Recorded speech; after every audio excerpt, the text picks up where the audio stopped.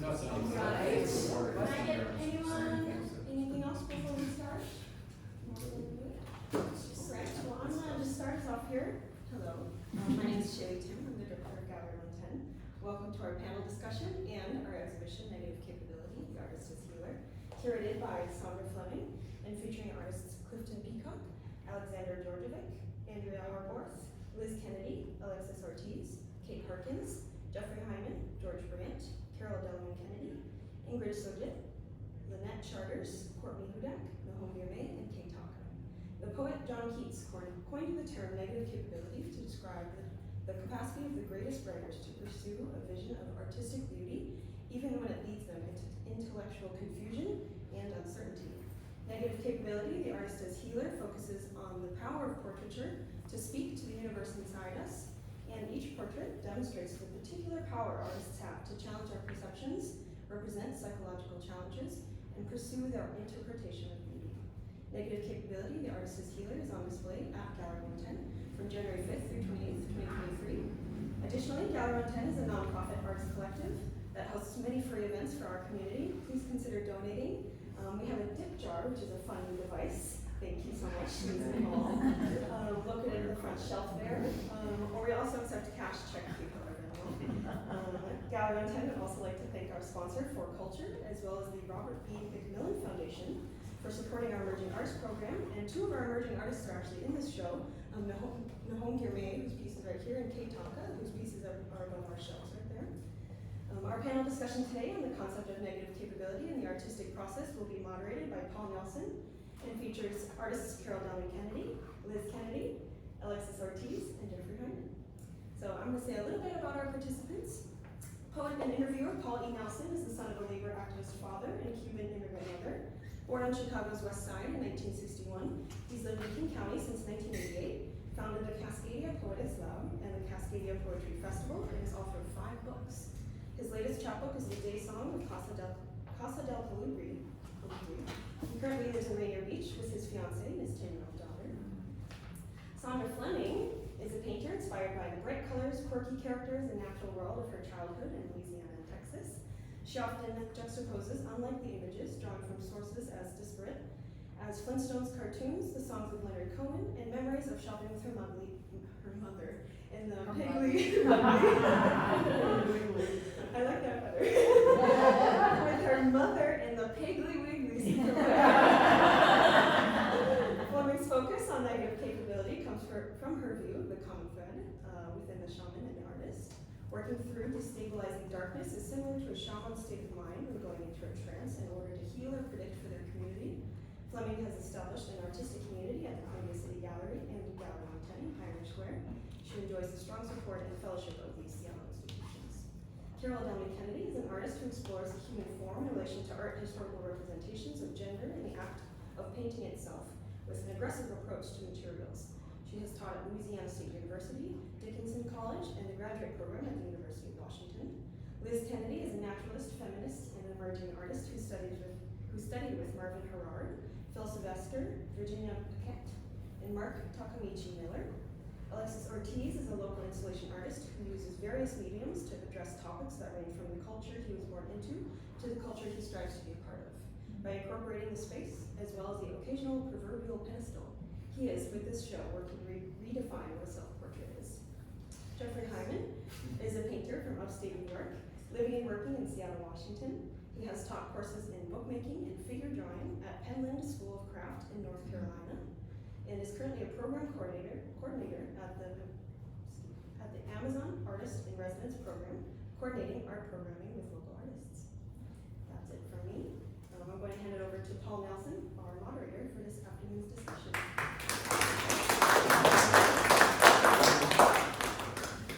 Happy New Year! Happy New Year! Here we are in public, having a public event. It seems kind of radical in a way. It's like we miss it. Cultural organizations have really been hit hard these last few years, so that the fact that you're here is a beautiful thing. And I think the pandemic gave us an opportunity to not take these things for granted anymore. So revel in this time. These are rare experiences. Hopefully will become less rare as we begin to recover. But I don't know, the world is very chaotic at this time. Who knows when the next bomb cyclone is going to create trouble, or over helicopters overhead for a football game, which should be happening here in about half an hour. Crazy. John Keats, of course, was a great poet, so why not start with a poem that might be related to the subject of negative capability? Action Philosophy by Michael McClure, starting with a line from Thoreau, that government is best which governs least. Let me be free of ligaments and tendencies to change myself into a shape that's less than spirit. Let me be a wolf, a caterpillar, a salmon, or an otter sailing on the silver water beneath the rosy sky. Were I a moth or condor, you'd see me fly. I love this meat of which I'm made. I dive in it to find the simplest, vital shape. Ah, here's the child. What's liberty when one class starves another? What's liberty when one class starves another? So the exact quote from John Keats about negative capability was from a letter to his brother over 200 years ago. And he said, the capability of being in uncertainties, mysteries, and doubts without any irritable reaching after fact and reason. And the smartass that he is, George Powering, the first parliamentary poet laureate of Canada, had a chapter of one of his books called Irritable Reaching. So we're going to try to not reach irritably today, and hope that we can avoid that state at this time. Saundra Fleming is the main person responsible for us being here today and discussing this thing. And she is going to lead off our panel and talk maybe about a child's epiphany she had at age 5, maybe talk about an adult epiphany she had brought on by Giacometti visitation in the Art Institute of Chicago in 1992, and perhaps none of those things or other things, I'm not sure. So please welcome Saundra Fleming.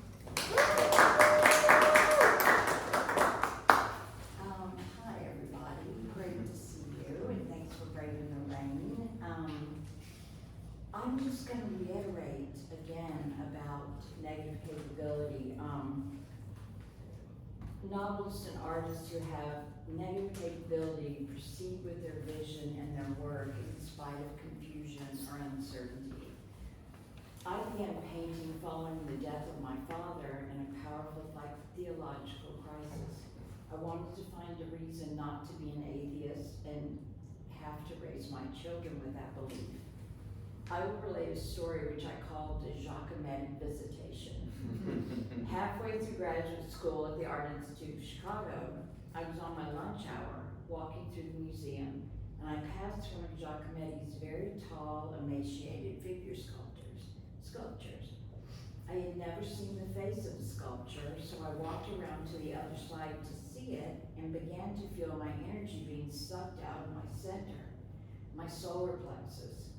I was shaking and collapsing so much that I barely made it back to the office. The department called an ambulance and I was taken to the hospital where doctors found nothing wrong with me. Later when I came home, I had a most powerful dream. A faint, glowing, and androgynous being appeared to my right as I slept.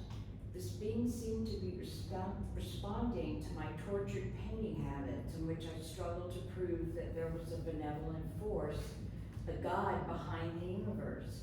The message I received in the dream was this: don't be afraid, not only is everything okay, but it's okay forever. I thought the power of this message would fade over time, but it didn't, and my work became more full of light, less dark, with great expressive color and a new clarity. Somehow, my theological crisis was lessened. Friends I knew laughed and teased me about my angel visitation, but the healing power of the message I received has continued to be profound, and a consistent negative capability has brought me several dreams of this nature. My own negative capabilities brought me many forms of healing. My struggles with painting have brought me the gift of a boundless community. Thank you. Thanks for sharing. Thank you. panelists should all have an opening statement, and I know that some have prepared theirs, and some will speak looking at their cell phones, and some will speak off the cuff. So, or I could prompt with a battery of questions. So, Kira, would you like to go? Well, I would appreciate a prompt. Tell us about your interest in being part of the show and your take on negative capability, and maybe how healing manifests through your practice. Oh, okay. Well, I am really grateful because I was discovered by Saundra on Instagram. So that was a wonderful thing that I find to be like a real contemporary phenomenon that I enjoyed, and it made me feel like I was called to this show. And let's see, as far as negative capability goes, I think that some art critics might call that the spirit of your time. Religious people might call it God working through the artist. I know that for me, painting has always been a very painful process, and but yet I'm compelled to do it. And I feel that the more I've learned and understood that the more I get out of my own way, the better the paintings are. And so that's how I read negative capability. For me, when I paint, it actually has a religious meaning. Not the act of painting, but when I reach that moment where it paints itself, which could take 2 years to get to in a given work.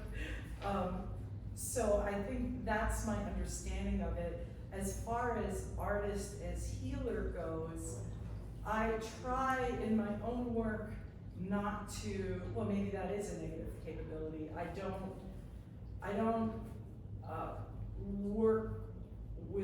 don't think about that in terms of my work.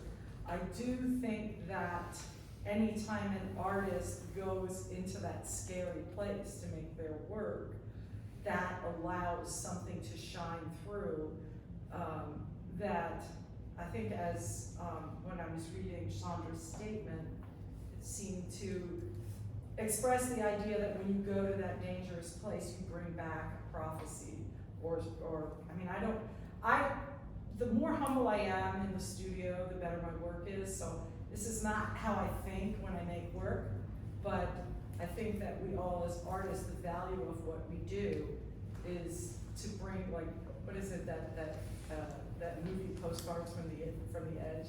I feel like the paintings are like postcards from the edge, and as I feel more like a messenger than a healer, I guess. So, thank you. You can think of it as gifts that you bring out for others to see. Well, that would make me too self-conscious in the studio. So, yeah, maybe that's for other people to think.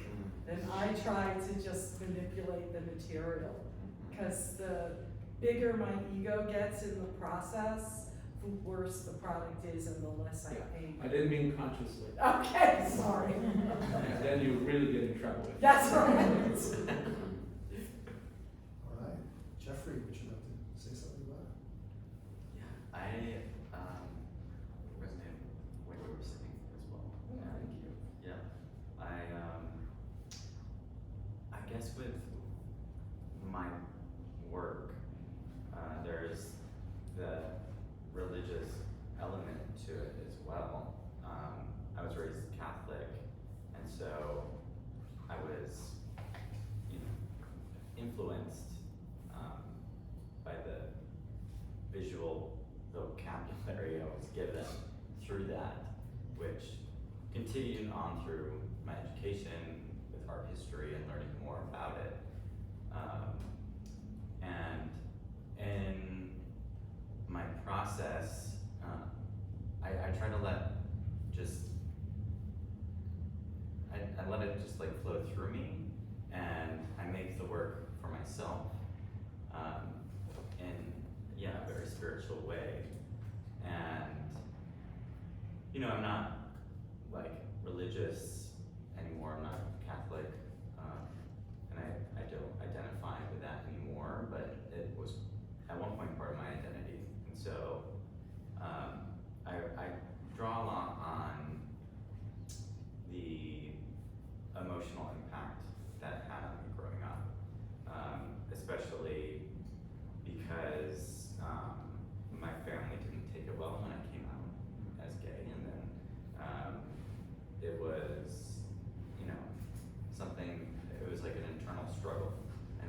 that's kind of what I figured out that I'm diving into. You know, and in undergrad, I was just making paintings and like wasn't thinking about it. It was just, I was collecting images that just I found intriguing, or that I wanted to paint, and then I would collage them together, or I would find images of faces that were depicting religious, spiritual ecstasy, or came from pornography, because there's that like internal struggle of making art, which is the like painful part, and then also is the pleasurable part. And I think that with negative capability, it is reaching to those places that you know, other people might be afraid to go to, but as the artist, it is what is natural and it's what you feel compelled to make. And when I'm not making paintings about myself, that like if I'm making a commission for someone that wants like a Portuguese dog, you know, it doesn't feel the same, you know. But they're dogging a spiritual bliss. Maybe. Songs, right? I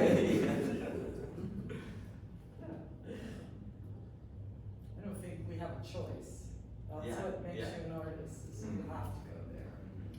And there's in the healing, talk about the healing. Oh, I mean, it's a profound feeling when you've made a work that you're satisfied with, because being in the studio just feels so good, because a lot of times in my experience, it is something it's just part of my life, is my practice, but there's always a part of me that's like fearful of the studio. It's fearful to like go in and make something that is reflecting yourself. And the healing part comes from, you know, looking back and just knowing that you've like put the time into it. And because, and you that goes back to yourself. So I guess it's the artist is healer. I feel like I'm only healing myself, and it's, you know, my hope is for people to relate to it. You know, I think that's what, you know, many artists' goal is to make work that people can sit with and, you know, feel something from. But in the end, it's kind of turned into a therapeutic thing for me, and I guess that is a little bit of my approach to painting. Alexis? My interest in the show was Saundra asked you to be part of the show, and she tells you it's about negative capability, the artist is healer, and you think I can do that? sure. And now you're reconsidering it. No, completely the opposite. Good, tell us. In all honesty though, it was originally pitched to me as a self-portrait show. Negative capability, the concept wasn't anywhere up there when I started. I was in the mix and throw of making all these platters, and I always, you know, strive to be a little extra with my actions, and so I decided I would not just paint my face, but my body. And then the theme changed. She turned it into, or it evolved into Artist is Healer. I'm not even sure negative capability even played a part just at that beginning, that second stage. You would know better. I might have selective memory. I was willing to deal with that part, right? But Artist is Healer. Through the sharing of the pieces and parts of my body that I have issues with, sort of like unburden myself as a way of healing. It's obviously very cathartic. The piece itself is named Catharticism. A bit of catharsis practice, working through, literally, and narcissism, the portraiture, the self-portraiture. Negative capability, I think only, to be honest, it's like it only affects me when I'm not making. I'm not fearful of ever entering my studio. I'm not fearful when I'm making. It's the concept, putting together the words to make it make sense to y'all. So this is my negative capability in action. Because this is not my field. Yeah, I'm tingling. Yeah. Shady. I'm not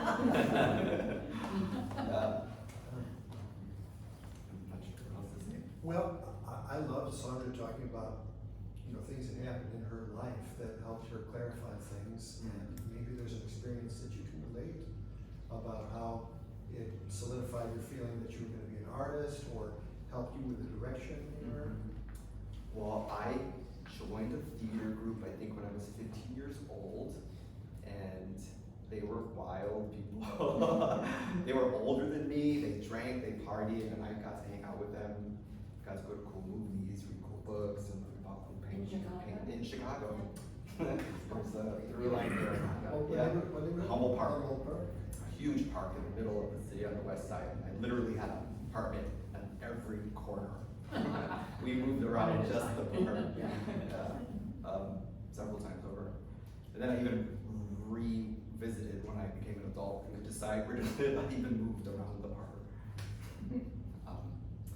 But something that might have solidified the desire to create and share with people and be called an artist.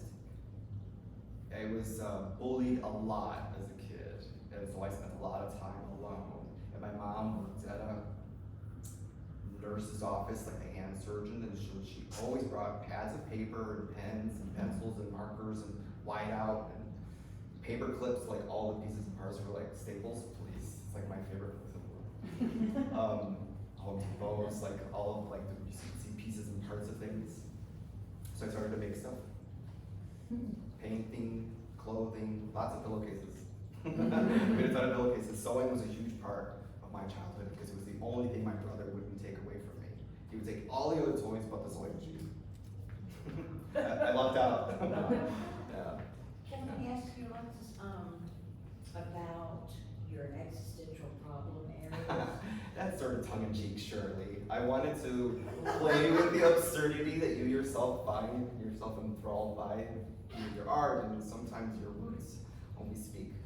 Where was I going with that? Existential Oh, problem areas. there was one there. I chose, existence, right? Existential existence, the two, they just seem so fundamental, right? They're the same word to me. Problem areas, obviously a little on the nose. They're my funky feet, my ashy knees, my pimply butt, my love handles, my crooked bones. So I put it out there onto that. Those are my problem areas. And Your love handles. My love handles. He said that. And my favorite one, I guess it might be a little bit more esoteric than the others, than my physicalities, but it's my heart on my sleeve. Because I am a very easy to read person, I think. Is that a Latinx thing? Say this again? Is that a Latinx thing? I'm not, I can't deny that because it's a huge part of who I am. Other than, obviously the food and the dances. It's more maybe the queerness, Difference? sure. Good place to stop. I wrote stuff down because otherwise I'd ramble. I wanted to say that negative capability is a big part of my practice, and along with kindness and brushing my teeth, I don't always do it. I can get fussy and tight and perfectionistic, but the healing's in the return, right? My parents were strict, and all my siblings, including myself, ended up with a degree of perfectionism. But then I watched my older sisters rebel. My oldest sister marched on the freeway in 1970 against the Vietnam War here in Seattle. dropped LSD. And I started hearing, maybe not on the same day.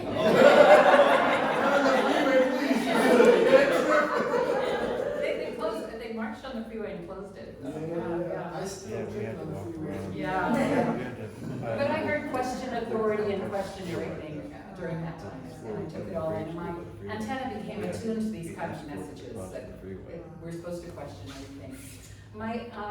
And beyond questioning politicians and corporations, I experienced how quickly knowledge and technology changed over my lifetime.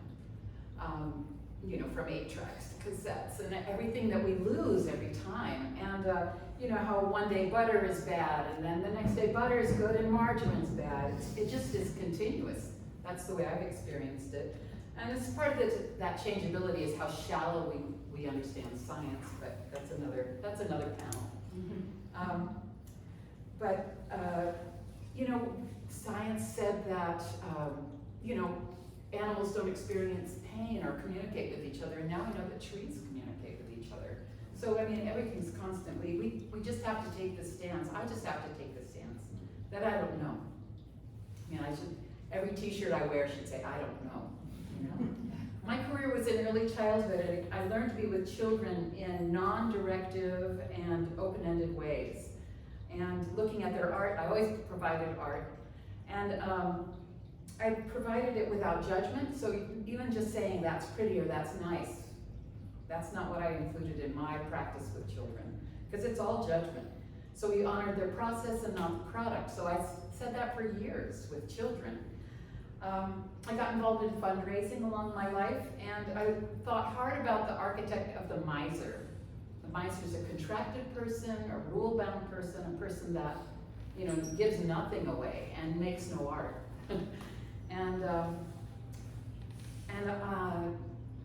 So I started to get glimpses along the way through all these experiences of that life has changed, that life needs to be generous and open. I was stressed out by working in the public school, so I looked for relief in yoga, and my yoga teacher said my spine today is not the spine of yesterday. It's like everything's changed. Nothing stays the same, and the practice is to respond to the spine that you have today. I learned meditation, and my main text was Pema Chodron's Comfortable with Uncertainty. So those words are just all, throughout my life there. And then came the opportunity to study drawing with Phil Sylvester in Portland, and his way of teaching is to wander around the classroom for 2 hours just talking, replacing the tapes in your head with negative capability, how you can't make art at the same time you're being critical about it. And my understanding of artists comes from the Beatles. Every dang album was a reinvention of themselves. And so they never stood still. And that to me was great art. Both my works in the gallery have to do with starting with a capable drawing and then kind of wrecking it. Putting another layer on it that made it more indirect, that made it, less knowable directly. I recognize my work as a practice, kind of in the spiritual way, and with that, I'll use my left hand, I'll take off my glasses, I'll turn it upside down, I'll grab the fattest brush for the smallest area. I look for all kind of ways to sabotage my perfectionism, my fussiness, my control. Get out of here. Get out of rats, do all those things. So, as I say, the healing is in the return. I don't always do it, but I wouldn't try to do art without it. Tell us about your process. We see these 2 pieces over here, the gold one and the one next to it, black and white. Tell us about how you talk about disassembling. I forget exactly. Well, especially the ochre one. So I had there was a model in the studio, and I did I did a lot of practice with charcoal and doing portraits. And so I had a portrait one day, nice portrait, black and white. And the next day I came into the studio and I said, there's that's too comfortable. There's no risk there. There's there's nothing, you know, good job, you know. There's a part of me that wants to be liked and want things to be nice and pretty. It's like, okay, I can do that, let's help. And so they have squeeze bottles of acrylic paint at the studio, and just squeezed it on and rubbed it off. Wow, Yeah. there it is. And you can see. Some primal. Yeah. As a Kali the Destroyer, and you goddess of creation and destruction. It's interesting to see the panel here, and then also Saundra's work there, and Liz's work there, Carol's right behind you, her gigantic piece there, and Jeff's all the way in the back, and Alexis, you have to go around the corner, and it's on the wall that would be this way. That's interesting. You know, when you mentioned something about I don't know, I was reminded of something from Soto Zen, a short story with Dizang and Fayan. Where are you going from here? Fayan said, I'm on pilgrimage. What sort of thing is pilgrimage? I don't know. Not knowing is most intimate. Fayan suddenly had a great awakening. Yeah, and you know, I take inspiration from Mr. Rogers. You know, that you don't have to know it all, and you can ask questions. Leon Kossoff was a mid-century British artist, and he said, not knowing how to do it is part of knowing how to do it. And that's another T-shirt I need to wear all the time. Yeah, stretching yourself outside your comfort zone. Always. Can anyone else talk about that? How do you push yourself outside of comfort zone? How do you put yourself into territory that's uncomfortable or scary or anything like that? I don't need to do anything to make it more scary. Is it because you're doing self-portraits? No. Everything I do is terrifying. I think that, like, well, one thing I can say, like, about those paintings, some of them took several years to make, and it doesn't really reflect that on the label. I just put the day it was completed. And, like, I push, basically, my fundamental belief is that to become I don't want to use the word good, but to become an artist, it's the process of learning and your skills and a studio practice and a thought process is all about learning where your work is coming from.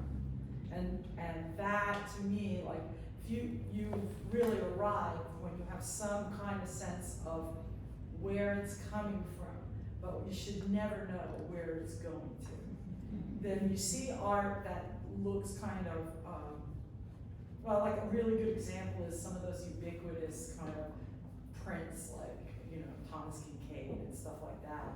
Those people know exactly where they're going, and they close off all the possibilities before they begin. At least that's my opinion anyway. And to keep a painting open to possibilities, that's the hard part. Or whatever material, like I'm sure that you wrestled a great deal with which of those parts to include. And what No, I had a long list. That's what I mean. Is like I that, said, the negative capability didn't play a part in my making of that. yeah, but you had a Or long rarely list, in but my you art. had to select a finite number of items. Yeah, it became, I guess I'm more pragmatic than, like, Yeah. it's a three. But that's the part where you started to, there has to be an ending, otherwise nobody's ever gonna, your work's never gonna go out into the world. Well, there was a deadline. I was Yeah, given. exactly. But I mean, that sounds really arbitrary and pragmatic, but it really isn't, because you had to keep it open until you got to that point. And because you have, it's like you have all these parts, and then you sort of are forced to boil it down into a cohesive statement. And what I end up doing is, after the show, I end up going back into it. Actually, the big head and the Titian painting are both paintings that I made over, I mean, they've been shown several times over the years, and every time I show them again, they're different. Because there's things that don't come to me right away. And so for me to be open to that, and I have a sander, I sand them down. Like, I took a lot of stuff off all of those paintings. And yeah, it takes, you have to really hate what you're looking at to get a belt sander out. Or be like this and have it because it's part of their process. Right, exactly. Yeah, But that usually. every time the work gets shown, I mean, sooner or later, I've got to wrap it up and send it somewhere. And even though that feels like a lot of outer forces, that's a part of your process. The fact that it may not hurt doesn't mean it's not important. I never expected that I was gonna hear the phrase belt sander. I love it, and I can learn from it. You talked about where it's coming from. Right. I love the fact that you talked about the difference between open and closed, right?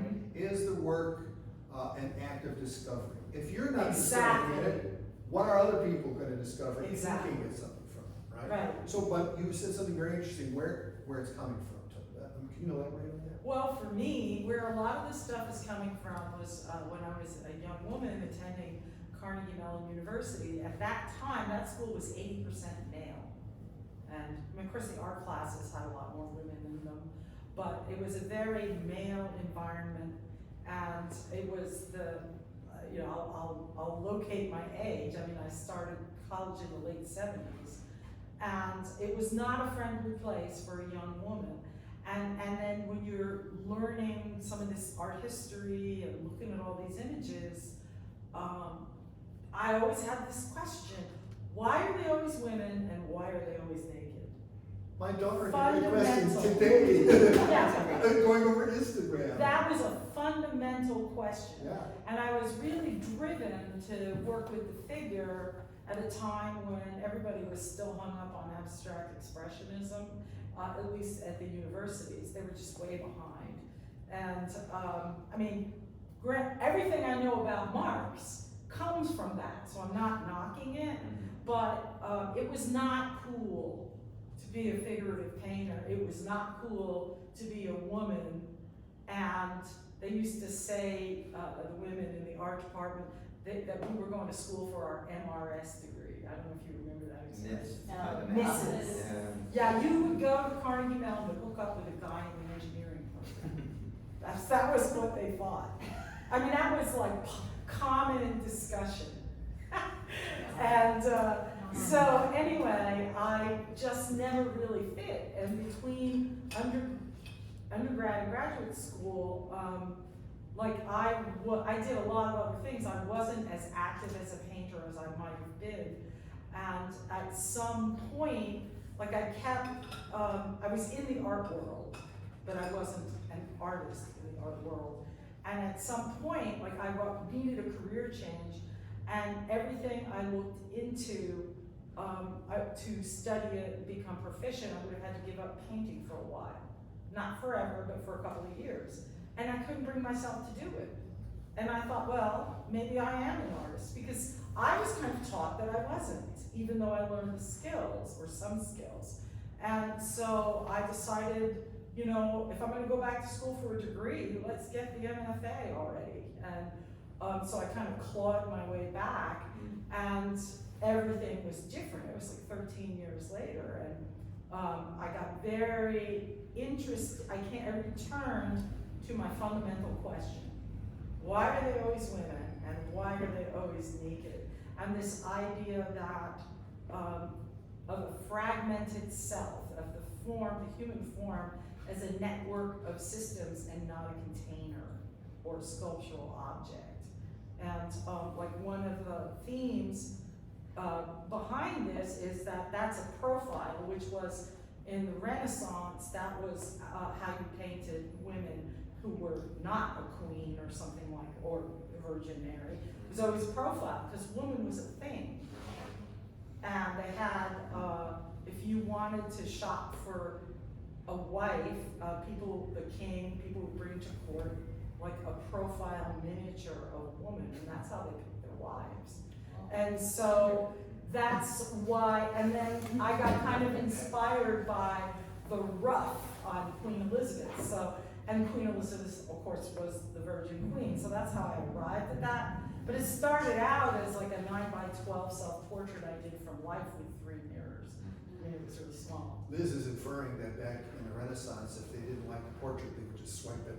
Yeah. Well, that's what I do with the sander. I have something I want to say, about how to develop your work. There's an artist from Serbia, his name is, Alexander Ortiz, and, he wrote, I was looking for it here and I couldn't find his exact words, but he wrote about that you work on a piece and there's a composition there, and he talks about working until the minute comes that you could collapse that composition. And it's kind of trippy what he describes, but I think I really relate to that because, it's like Talking about being a critical moment in the painting. Yeah, It's kind of where you walk away. Or Yeah. dive in. it could Yeah. be, or it's when you impose your will on it.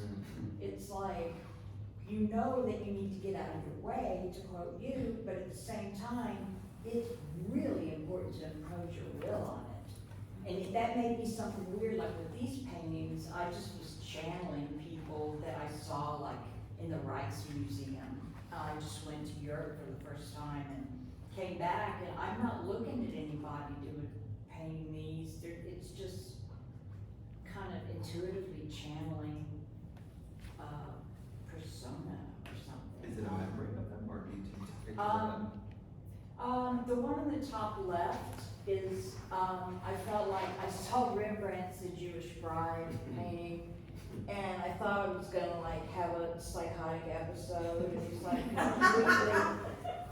So I asked my grandson to hold my hand while I go to see that painting, and they did, and I was able to take in, like visually I wasn't taking it in, I don't think, but in my solar plexus, like I was taking it in, and I came home and painted that, and I called it Baby Rembrandt, because I got some kind of consciousness behind those eyes, and it was getting out of my own way. You know, it's odd. There's Yeah, something because about the will Right. versus getting out. Yeah. I can, yeah. Well, it's almost like you're performing another artist, and then there's a point where you enter the piece. Is that what you're kind of saying? The eyes in your work are the really interesting part for me. They're like, it seems like to me that's the topic of your work is the eyes.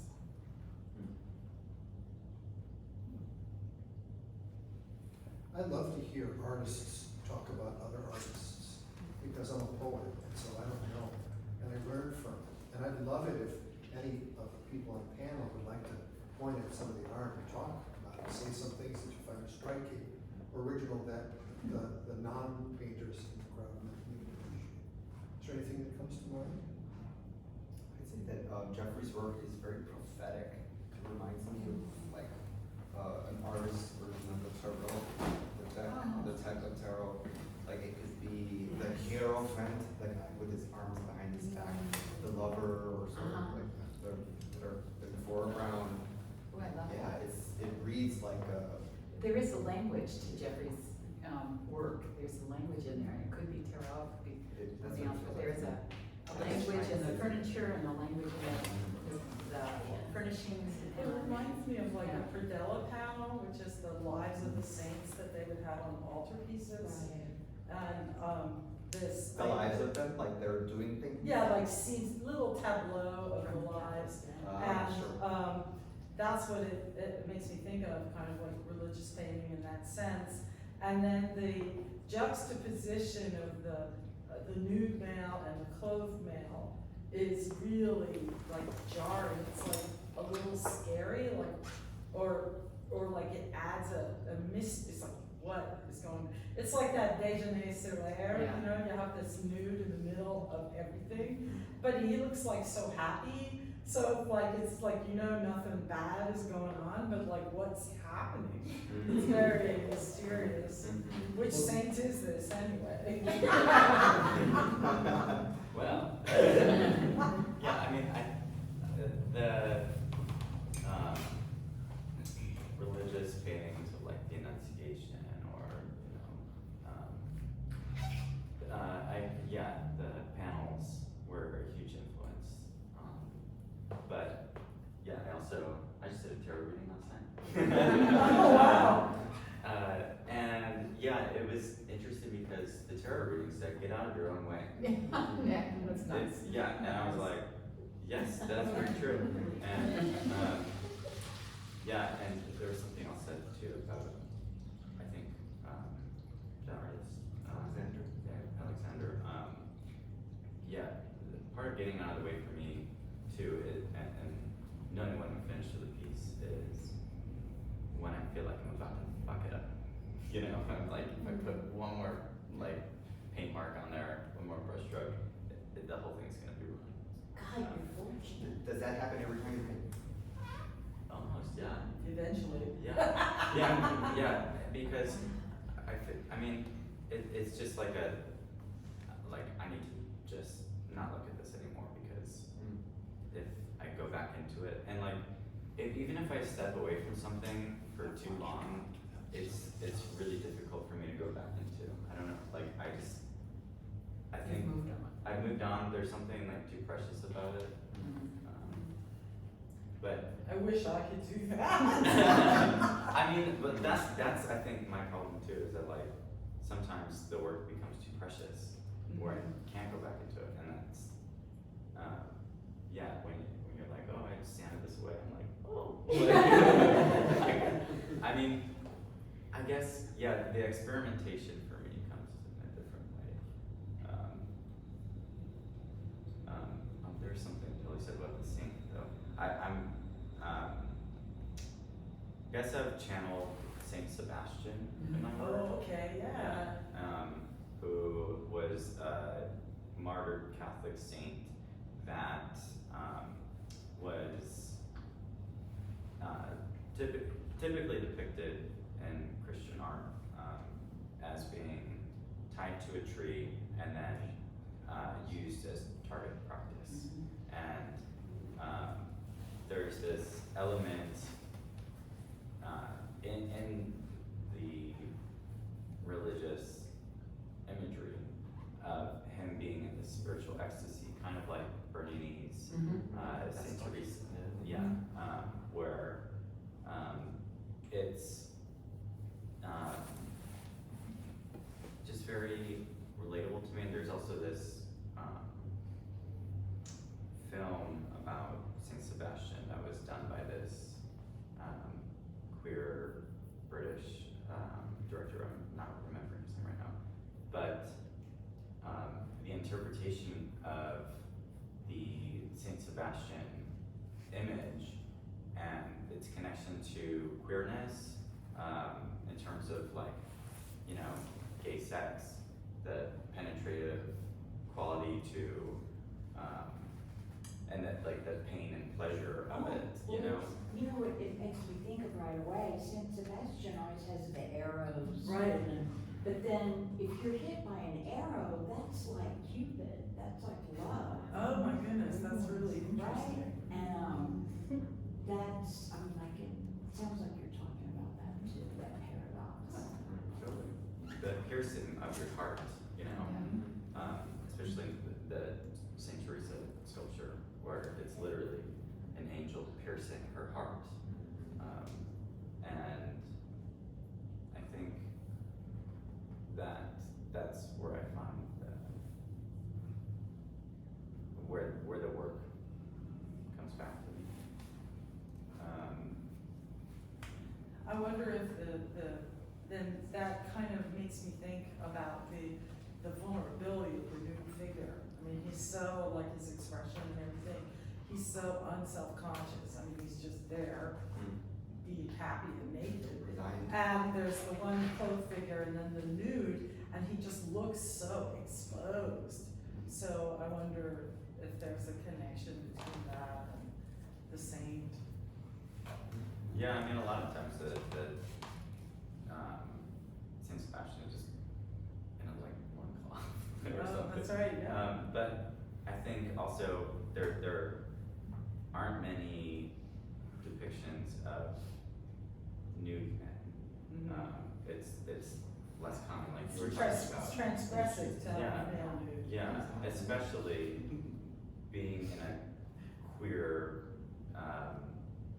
like gay narrative that's happening. Right. And interjecting it into these spaces that are. Like the living room is like Leave It to Beaver.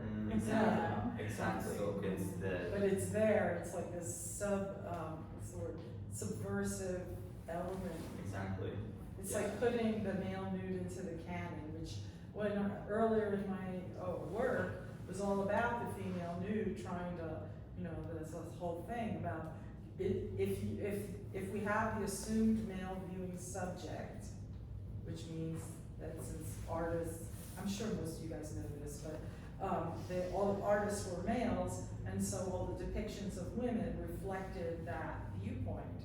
So for me, as a woman, to create female nudes that are not just things to look at, there's a level of subversion there, I hope, and that in a way though it's impossible. It's like you're trying to do something that is never really gonna work, but somehow that disruption of the canon that you can't get into is perhaps where the negative capability comes in. I'm reminded of an essay that Adrienne Rich wrote in the 80s called Compulsory Heterosexuality. And 40-some years later, still incredibly powerful and relevant to what's going on. So that's what it reminded me when you said that. I'm wondering if anybody in the audience has any burning questions or statements or anything that you'd like to make. And Yeah, I have something to mention to you. What you are talking about right now, essentially is anti-art. When I went to school in the 80s, painting was dead. It was minimalism and conceptual work. So the intellectual aspect, if you didn't have that, it was not art. So you're not artists. Painting was dead for men, but women hadn't had a crack at it yet. Well, there were a lot of women painters. They weren't in the canon. Right. Like we're looking at them now. Oh wow, there were women in like the whole Adex movement wouldn't have happened without Blaine de Kooning. Mhm. Well, there were no women artists. There were no artists of color. It was just white men. That if that wasn't it, you weren't in a museum. Right. So a lot has changed, which is listening to you is kind of interesting to me. With that perspective of years. I would add one other thing. In terms of negative capability, we all have feelings which we don't understand. So speaking for myself, these 3 pieces there, and it's a large body of work actually that I did. Unless I became uncomfortable, it had no meaning. Right. Unless I was willing to get to the point where I thought I had something and go beyond that, there was no growth. So you come to a point when you're making a piece of art where it's almost there, it's almost perfect, and unless you're willing to destroy it, put something on the line, then you're not really growing. So I think to me, negative capability has to do with that aspect of it. It's almost like you're going so deep that you start channeling something that you don't understand. And then discovering the meaning happens afterwards. You know, sometimes it sits there for a couple of years and you look at something you've done and you go, oh, that's what it was about. Yeah. Yeah, that's what Saundra was saying from the very beginning. I wrote down some quotes, get out of my own way, where it paints itself. I think these are the same things that you're talking about.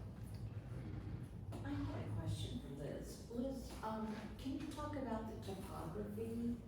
I noticed that you, especially on the charcoal drawing, there's like, the way that you dealt with the form of that nose, it just goes, you know, it's, I mean, I don't understand form like that. And, but I was wondering about those. Yeah, that comes from like 2 years of, I mean, just 2 years full of hours of doing black and white. You know, black and white working in charcoal all the time, so that's. You're right, black and white, you can't get away with anything. Right, so I mean, it just creating all those planes and light and dark places, and then, yeah, so that's where it comes from. Planes, could you talk about what the hell that means, what?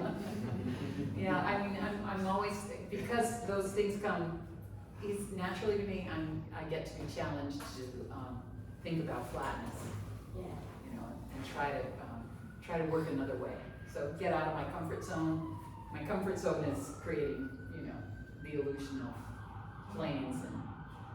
You know, kind of what I see in your work is where you're taking a risk is by you allow the material to move. I mean, that's really what it is. What does that mean? Well, the charcoal moved. You didn't impose. It's not a descriptive act. You pushed it around, and when you look at something that's more of a illustration or something descriptive, everything's very prescribed. Okay. And so I see that your work is more of a conversation with the material, and you don't choke it. You impose a kind of threat to form. And the fact that you're able to do that is like the antithesis of your natural ability to do Make it pretty, make it really pretty. Carrie, you're talking about improvisation. You feel that there's an improvisatory aspect to it, is that what you? Yeah, and for Or me, undoing. for what I see in her work, but also for me, it's like a dance or riding a horse. It's all like hand signals and glade. I mean, if I had the answers, I wouldn't need to paint. And so it's like, I think that for me, the best work is where there's a dialogue going, a give and take with the material. And the identity of the material becomes really important. So you see painting as a language. Yes. Can I ask a question? Yes, please. First of all, I'm just so grateful to all of you. That would take too long to express the density of that. But how do you see what do we even call your viewers? I mean, I'm a writer, I'm not a painter, so I know that I have readers. And sometimes I don't care what they think, and sometimes I still want them to buy it. But for viewers, doesn't seem like the equivalent of readers. And He's got the word. That's oh, it. I'm sorry, I That's a didn't hear. great, Witness. you're a witness. You are a witness to what we are bringing the most fundamental way. Right, that's the shaman part. Oh, thank you. I'm gonna let that go in and think more. But what do you not think about us at all? Which would be fine. I mean, because you gave us such wonderful sense of what it is that you cannot not do. You cannot not do what you do. And during that period, you couldn't care less, I would think. Yeah, I think it was inevitable that it was you guys came into my own work because I knew you were eventually going to see it. So I thought of my sense of humor and how well it could relay itself through the very humble paintings that I created on the platters. For me, it's kind of a voyeuristic perspective. It's like a peek behind the curtain, and that's where, especially in actually a novel. It's kind of, I try to put into perspective a sense of seeing something unfold. So it's I guess the nudism also, or whatever,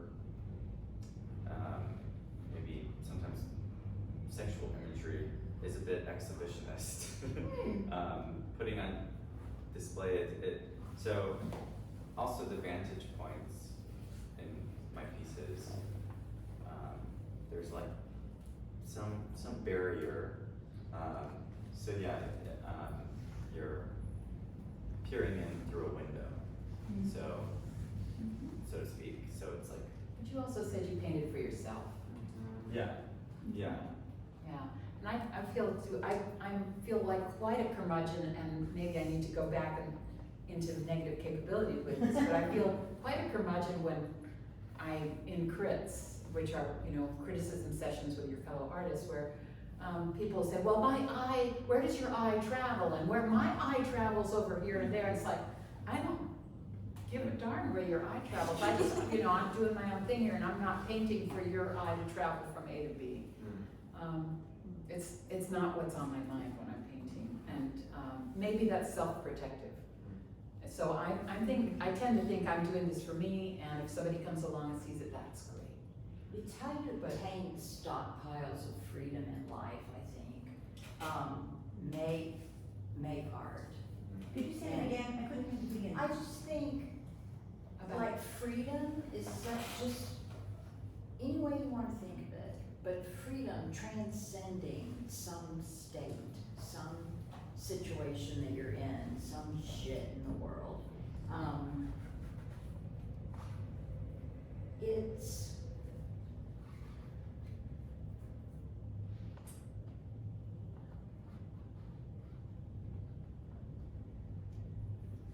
That's what, when I think of myself getting older and being a painter and trying to figure out what to do with all this stuff. My kids are gonna have to inherit this stuff and all this. But then I think, like, this is how I attain my freedom in life. This is how. And it's, language fails, I'd like to go back to Carol talking about witnessing being shamanic. I love that notion because, I look at paintings and it's like $1,200, $800, whatever, and it's reasonably priced. And, if I were rich, I would be collecting all kinds of art, but I'm not.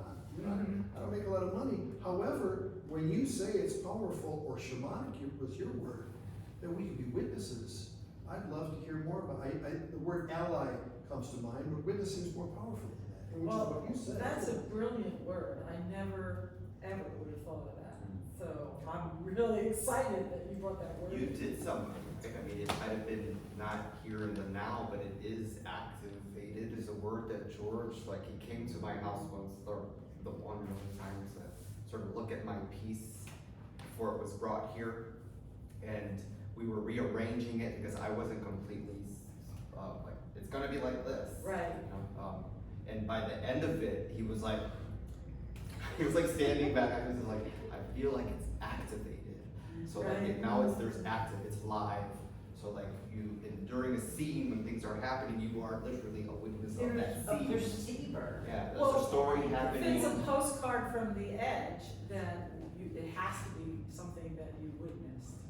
Like that if you're going out there into this dangerous territory and your art is like a message you're bringing back. But shamanism is her word. It's really probably not a word that I would choose, but it's, it's like, for me, if I'm thinking about, the viewer, then that closes me off because I'm deciding who the viewer is. And that's the whole problem with females in art history, is that everybody assumed who the viewer was, and it did a lot of damage. But what I think about in the studio as far as how's it gonna play out there in the world is my statement clear? Am I being clear? Is this what I really mean? And So I try to stay focused on the object itself as something you can read, like a book, or something like that. Because like that's a word you hear a lot in critique is, well, this doesn't read, you know. Just being clear and being honest is my way of kind of trying to work with the viewer, but I try to avoid defining who that viewer is. Yeah, yeah. But we go back to the idea of painting or art as language. Yeah. Yeah. So which, you know, when I came over to your studio, Jeffrey, and I looked at that painting, every item that you painted in there is a symbol. So it's, if you look at it carefully, you can read it almost like a book. You could go different levels. And Like early religious paintings. Yes, yeah, totally. yeah. So, and it's similar to, you know, to your work. You were saying something. It's, you're using a certain language. And if you're able to read it, you can get a lot out of it. And possibly heal. And well, that's kind of up to you. But as if for it to become a work of art, a work of art that can span centuries, there is something in that work that still talks to us. I wanted to go back to the idea of a shaman. I like this sentence. Everything that concerns the soul and its adventure here on earth and beyond is the exclusive province of the shaman. And it's like, if you talk about honesty in artwork, honesty in painting, would you like to have a seat? Feel free to look at the show. Yeah, there's work in the back. Don't let us interfere.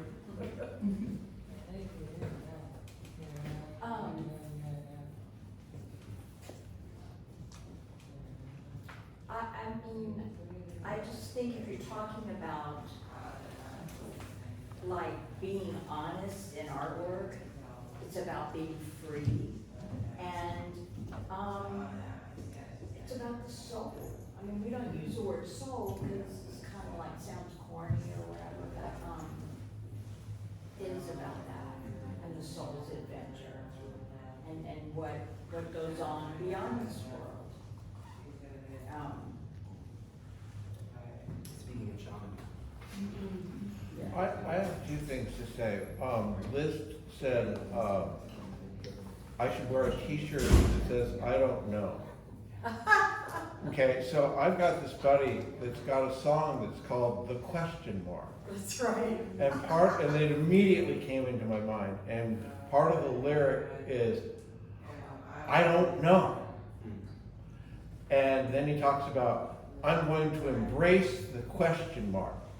And he talks about, you know, various things, religion, this, that, and the other thing. It's just like, I don't know. And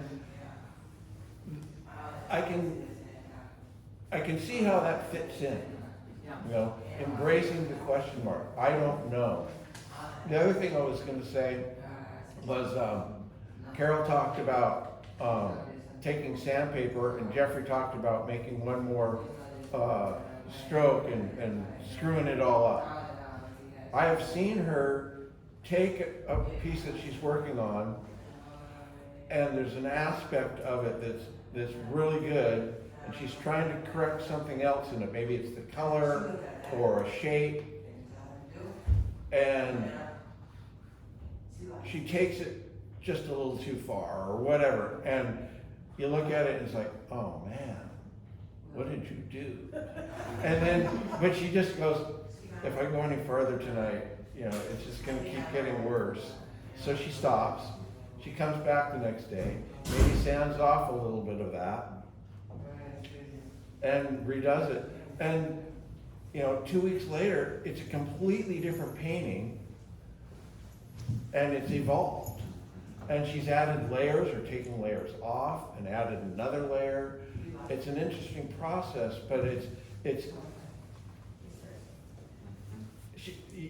she's living on the edge by putting another mark on, and sometimes it works. And other times it's like, oh, that didn't work. I like the Lot more sander sand. option. That's what I got out of graduate school.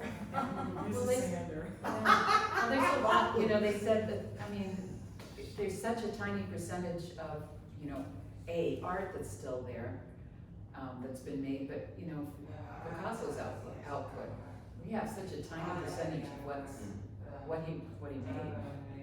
It's, you know, we just have to be productive. I mean, it's not all gonna last, it's not all important, it's all also, so many pieces are a journey to the next piece. I'm feeling an urge to kind of wrap things up, and I don't know if anyone has any burning things to say. If not, there's a poem that I was reminded of listening to our last questioner, "Why I Am Not a Painter" by Frank O'Hara. Do you know this? Right. Do you know this piece? No, I know Frank O'Hara. I am not a painter. I am a poet. Why? I think I would rather be a painter, but I am not. Well, for instance, Mike Goldberg is starting a painting. I drop in. Sit down and have a drink, he says. I drink, we drink. I look up. You have sardines in it. Yes, it needed something there. Oh, I go. And the days go by and I drop in again. The painting is going on and I go, and the days go by, I drop in. The painting is finished. Where's sardines? All that's left is just letters. It was too much, Mike says.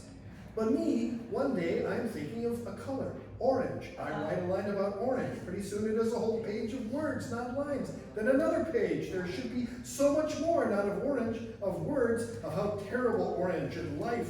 Days go by. It is even in prose. I am a real poet. My poem is finished. And I haven't mentioned orange yet. It's 12 poems. I call it Oranges. And one day, in a gallery, I see Mike's painting called Sardines. So, thanks to our panelists today. Dear witnesses, be good witnesses. What a great taking from this to be a witness. I feel better about myself just thinking of that concept. And thanks to Shane for running this. Saundra Fleming, whose idea it was to have us all here.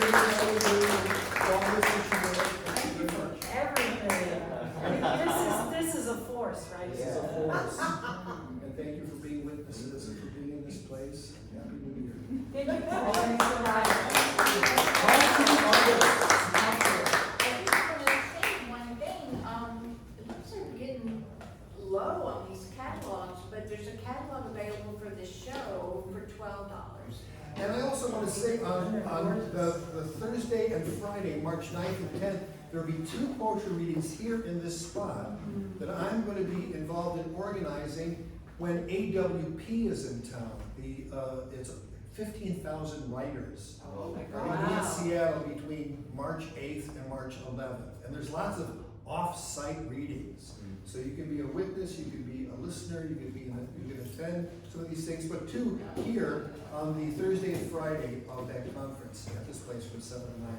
The first one is called Trans-Genre Cabaret, and the other one is called No Ear Reaching. Based on